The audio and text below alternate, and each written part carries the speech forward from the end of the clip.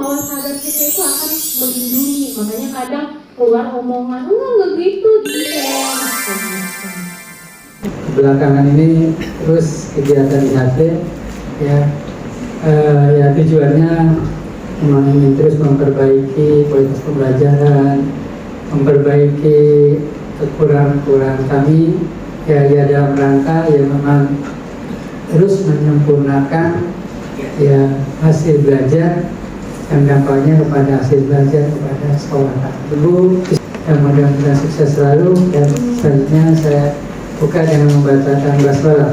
Bismillahirrahmanirrahim. Dengan mengucapkan Bismillahirrahmanirrahim, maka kegiatan IHT dengan tema Stop Kekerasan Seksual dinyatakan dimulai. Psikolog, beliau menamatkan pendidikan SMU di SMU Negeri 2 Makassar, Sulawesi Selatan, kemudian S1 Psikologi Fakultas Psikologi Universitas Diponegoro Semarang, S2 Magister Psikologi Profesi, Mayor Psikologi Klinis, Minor Psikologi Industri dan Organisasi di Universitas Gadjah Mada. Sebelumnya saya ucapkan terima kasih kepada SMP Negeri 10 Kota Bogor. Ya, saya kebetulan kalau kekerasan seksual, alhamdulillah ada beberapa kasus yang saya tangani. Untuk kebetulan saya klien individu, jadi kita konsultasi sendiri-sendiri seperti itu. Kebanyakan kalau kasusnya kekerasan seksual ini masih ada yang dari sekolah, kebanyakan sih dari sekolah yang merecord. Nah, kemudian kalau orang tua itu biasanya yang membawa anaknya karena sudah ada kasus di sekolah. Luar biasa sih, merinding sebenarnya. Maksudnya ada, kenapa sih di sekolah yang kedeteknya, kenapa tidak di rumah? Ada apa? Nah, kalau saya lebih, mungkin kalau kemarin Bu Ana, beliau itu lebih memang ke rehabilitasi, lebih ke kelompok ya. Kalau saya penanganannya lebih ke individual. Jadi konsultasi saya itu kadang nggak satu sesi Bu, kadang dua sesi, kadang 3 sesi. Selesai konsultasi energi saya habis. Apalagi ketika selesai menangani kasus kekerasan seksual, yang saya rasakan adalah capek banget. Artinya apa? Gimana saya aja sebagai seorang psikolog yang bisa membatasi perasaan saya, bagaimana dengan individu yang mengalami korbannya seperti apa, itu luar biasa. Yang paling sering, bukan paling sering sih, kebanyakan yang meminta bantuan adalah korban ya Bapak Ibu. Kalau pelaku itu biasanya dari sekolah yang meminta. Sadar itu masih kurang, jadi defense-nya masih kuat. Kayak gitu, ketika dicari tahu ada apa sih dengan anak ini, maka nanti yang keungkap, saya percaya Bapak Ibu, ini lebih ke apa ya, kesimpulan pribadi saya, belum saya temukan kajian secara penelitian, bahwasanya kebanyakan anak yang bermasalah di bawah usia remaja atau 18 tahun ke bawah itu tidak lain adalah ada pengaruh di pola parenting orang tua. Karena memang kalau di rumah kan kelihatan baik-baik aja, karena apa? Karena tidak ada pencetusnya mungkin, atau tidak ada yang bisa menarik perhatiannya. Itu untuk anak SMP. Dan saya juga pernah, Bapak Ibu, ini ngeri sekali, kompleks. Mereka udah panik, mereka udah cemas.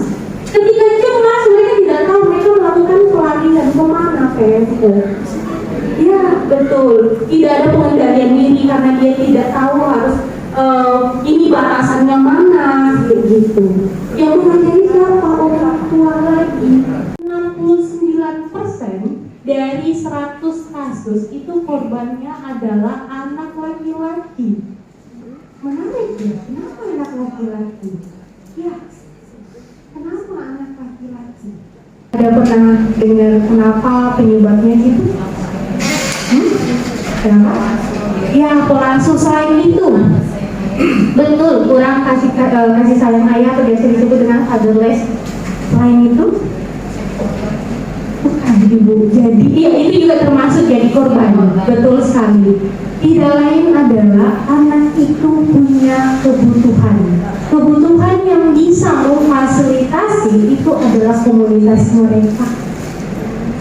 Bukan masalah kalau menurut saya. Kita itu, jangankan anak remaja kita aja, Bapak Ibu, ketika berada di lingkungan baru kita pasti kagok ya. Nah, apalagi remaja yang tidak ada pendampingan, dia harus menyesuaikan sendiri, misalnya peran sebagai kakak kelas, terus kemudian peran sebagai anak ya, misalnya anak yang mulai dewasa, belum lagi tanda-tanda fisik sudah mulai muncul, dan itu membuat rasa tidak nyaman. Misalnya haid pertama, Bapak Ibu pernah nggak ada yang merasa waktu pertama kali haid itu luar biasa rasanya? Pernah nggak? Ada yang merasa paling tinggi adalah warna hijau. Di sini saya bacakan warna hijau. Ini adalah usia 13 sampai 17 tahun. Artinya itu apa? Usia apa, Bapak Ibu? Iya, betul. Anak remaja SMP dan SMA, betul. SMA kelas 1, kelas 2. Karena kalau udah kelas 3, 18 ya, betul. Bisa lakukan yang terbaik ya Bapak Ibu ya. Kita tidak bisa menjangkau semua, tapi kita berusaha. Bahwasanya ternyata kasusnya banyak banget di lingkungan SMP.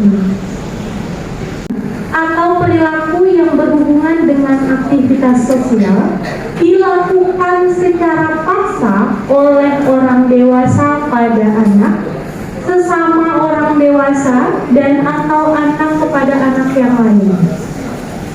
Kekerasan seksual ini terdiri dari kekerasan seksual pada orang dewasa dan kekerasan seksual pada anak.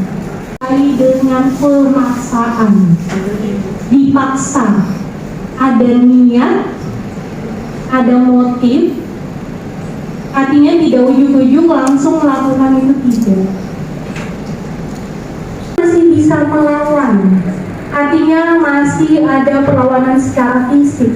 Perempuan kadang takut, kadang ini nggak bisa melawan secara fisik ya. Fisik perempuan kita tahu ya, secara otot kita lebih sedikit dibandingkan, masih kekuatannya lebih rendah dibandingkan laki-laki. Misalnya banting pintu, perempuan banting pintunya kalau marah baru setara dengan laki-laki ya. Kemudian yang kedua adalah usia. Usia di bawah 15 tahun rentan menjadi korban pada kekerasan seksual. Tadi dengan data penelitian sebelumnya, 15 tahun artinya usia SMP ya, SMP SD. Tapi tidak menutup juga yang lainnya. Masih juga kerjanya begitu. Makanya kasihan. Jadi ketika ada murid-murid Bapak Ibu yang membuli temannya dengan kata-kata negatif, misal, ih kamu gini, Ibu kalau ada di samping tolong dimarahin ya, tolong diingatkan. No, kita nggak boleh kayak gitu.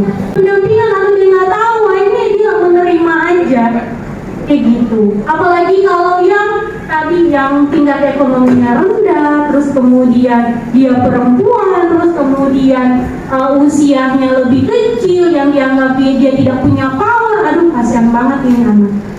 Jadi kita yang sebagai guru yang harus mendampingi, yang harus stop.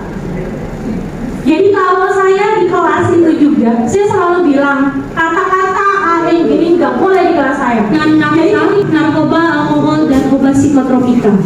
Bapak Ibu, orang yang sudah pernah memakai narkoba, struktur otaknya itu jadi berubah. Struktur otaknya jadi berubah. Ininya kalau kita lihat ada serabut otak. Nah itu berpengaruh ke situ. Terus hormonnya juga berubah. Akhirnya apa? Ngaruh ke, bisa menyebabkan hasratnya lebih tinggi. Oleh orang tuanya, mereka tidak akan meminta di luar. Karena apa? Sudah kenyang ibarat kata. Kita kalau misalnya sarapan dari rumah, apa kita mungkin beli jajan lagi? Tidak, sama. Kebutuhan itu ada. Setiap manusia itu punya kebutuhan, dan masing-masing manusia itu punya kebutuhan tertentu.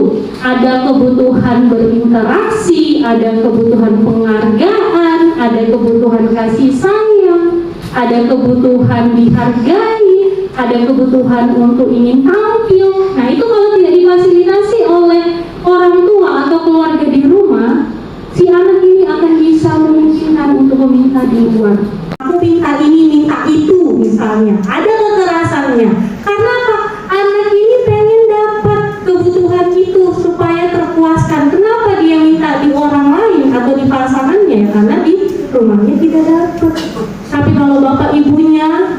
memberikan kasih sayang itu dia tidak akan minta. Hubungan orang tua anak yang buruk terutama dengan ayah. Ya seperti tadi yang disampaikan sama Bu siapa Bu? Oh, saya Nikmah. Bu Nima, tadi sempat bahas ada namanya fatherless.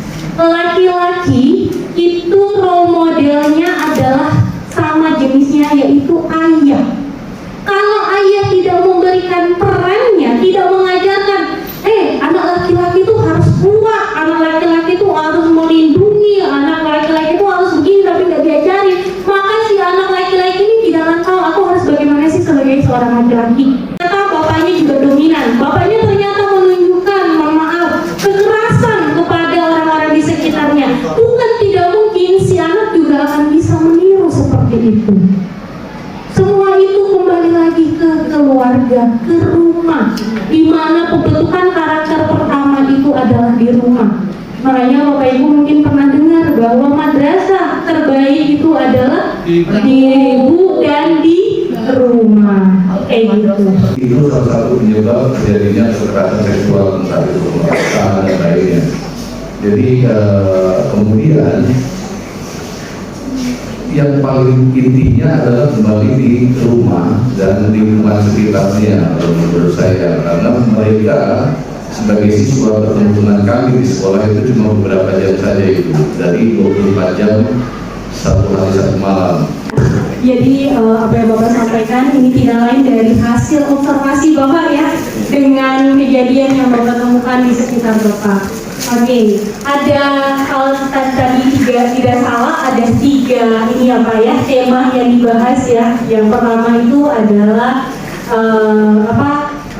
apa yang disampaikan ini kebanyakan laki-laki, tapi ternyata anak perempuan juga bisa memungkinkan menjadi faktor laki-laki itu bisa melakukan yang namanya kekerasan seksual dari penampilannya.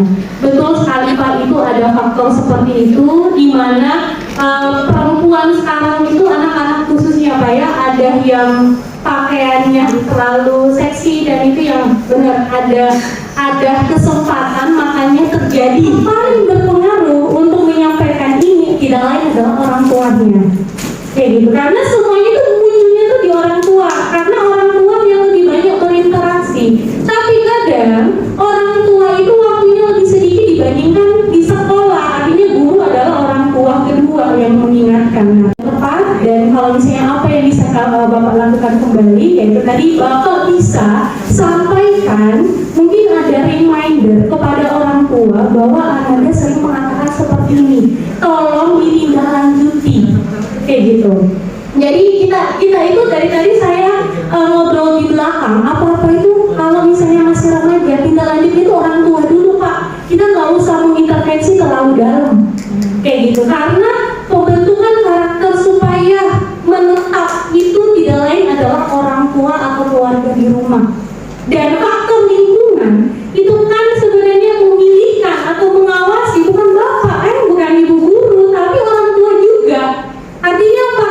Nah ini kurang bagus nak teman kamu. Tapi kalau orang tuanya tidak menyampaikan itu, kasihan sebenarnya ke anaknya. Tapi kita sebagai orang tua kita mengupayakan apa yang kita bisa lakukan untuk meminimalisir ataupun menindaklanjuti supaya tidak kejadian lebih parah lagi.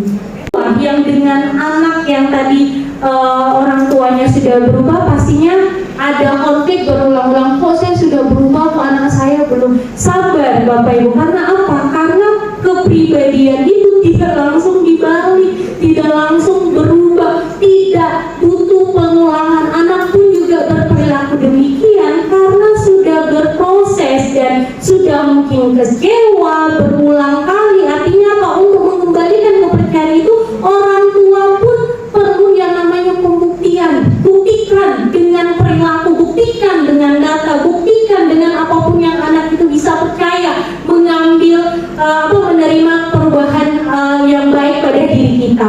Itu dunia psikologi. Biasanya kalau misalnya ada masalah atau gangguan, biasanya bilangnya orang dengan gangguan jiwa atau ADHD atau schizofrenia. Tapi kalau memang tidak ada masalah itu, ada namanya OMDK, orang dengan masalah kesehatan. kesehatan. Masalah kesehatan itu bisa parentingnya, bisa gangguan tidur, nah itu bisa ke psikolog. Kalau di psikolog tidak dapat obat ibu, kalau ibu ke psikiater yang diterapi itu adalah anaknya. Tapi kalau psikolog nanti menyeluruh, bisa orang tuanya, anaknya, jadi semua kena. Kayak gitu, karena dalam artian terapinya bisa komprehensif, bisa menyeluruh. Denial. Kalau denial, aduh susah ini kita memberikan pemahaman. Betul sekali Bu, karena merasa benar, merasa ada defense-nya juga. Aduh nggak mungkin lah saya salah, kayak benar ya, merasa benar. Aduh kalau saya melakukan ini harga diri saya jatuh Bu, ibarat kata. Karena pada prinsipnya kita itu manusia, alam bawah sadar kita itu menginginkan kita selalu aman, damai, bahagia. Alam bawah sadar kita itu akan melindungi, makanya kadang keluar omongan, nggak gitu, defense kayak gitu. Bapak Ibu untuk cerita itu tidak lain Bapak Ibu dipercaya sama mereka untuk mencari solusi dengan Bapak Ibu. Tidak mudah bagi mereka itu terbuka, tidak mudah. Mereka juga maju mundur. Aduh cerita nggak ya? Aduh nanti mereka begini nggak ya? Aduh. Nah, tapi kapan dia sudah bercerita, hargai. Bantu cari solusi. Ketika Bapak Ibu tidak bisa, boleh di-refer Bu ke psikolog atau ahli yang memang menangani masalah itu. Mereka sikap waspada terutama di kendaraan umum, ini tidak umum ya Bapak Ibu ya. Bekali diri dengan jelas diri atau spray cabai. Jadi ini biasa dipakai di luar negeri. Jadi isinya itu cabai atau merica. Kayak gitu. Terus kemudian lakukan perlawanan, ya kayak tadi saya teriak, saya pakai nada pertama biasa, terus akhirnya teriak, baru lari. Kemudian belajar dari kasus yang ada, artinya kayak tadi kasusnya Bapak ya, Pak Yoga misalnya, oh ternyata kayak gitu bisa mengundang hasrat, oh berarti nggak boleh lagi. Nah nanti dikasih tahu, nah itu kamu kalau pakai baju begitu, laki-laki itu bisa ini loh, kayak gitu. Nah itu boleh. Nah yang bisa bilang kayak gitu sebenarnya siapa? Bapaknya.